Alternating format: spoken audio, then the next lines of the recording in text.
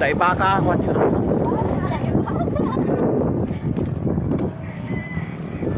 Tay baka. Ibanduyo tay baka ko nyo. Tay baka. Ay.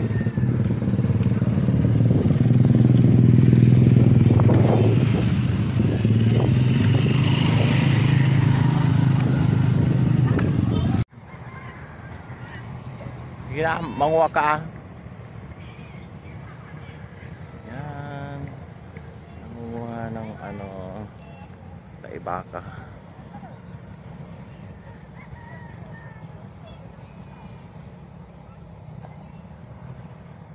Hey guys, may nanonood po sa amin. Si Little Doggy, ayan. Zoom mo. Na-zoom na. Ayan siya. Yan o, pinapanood niya kami guys. Yan, so far, hindi pa naman napupuno. Yan. Pero malapit na guys. Madami pa naman to.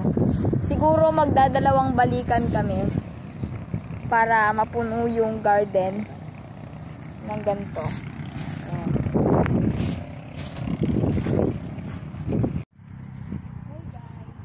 Hey guys, andito po tayo sa gagamitin po natin itong mga fertilizer sa mga halaman. Lalagay natin ito sa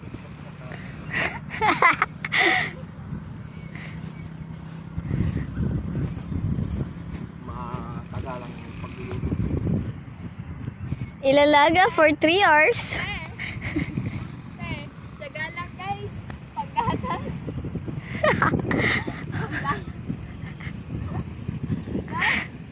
Pamilyado ka, Bert?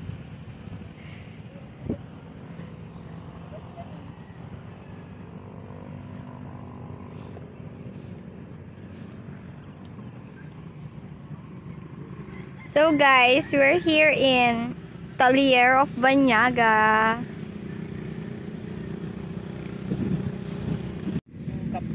Capture mo yung i-zoom mo.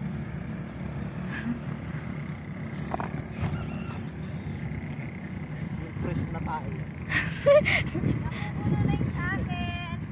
Ano? Yung fresh na tayo tapos kamayin mo.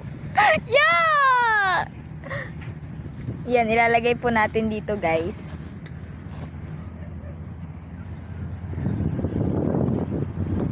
Patingin nga. Hi guys, ang dami ko nang Ayan, ang dami. Nasa sobrang dami na puno ang I have 10 pesos now. For this one sack, is this 10 pesos. During our childhood days, dito po ang tambayan namin. And kukuha kami na tradisyon namin na kainin ito. tradisyon. Dito po kami. Kung kakain ng kalapaw. Ayan. Ang dala po naming sako ay bali 4 lang po. Kasi tagutom ngayon guys, huwag kayo mag-inasip dyan na parang maya. Winalis yung tayo ng baka. Gagawin po naming fertilizer. Yan.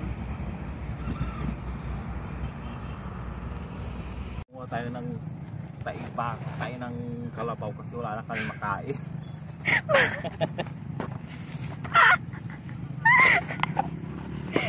Arabic ka. I-zoom natin. Kasi wala na kayo makain guys. Kaya tayo ng kalabaw lang ang aming kakainin. Nag-iipon.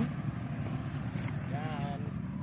Gagawin namin guys, fertilizer. So, wala kayong pabili ng abono. Ang dami guys. Lahat yan kukunin namin. Yan. Nandito po kami sa Riverside. And together with our lovely Tito Glenn. Then yung isa ko pong ate, ayun guys. Wala na po kasi kaming makain. Kaya wala na po kasi kaming makain. Kaya nag-iipon po kami. We don't have a food, so we need to collect all the Yes. poop of the cow, and then we sell it into the Sabi. Yan.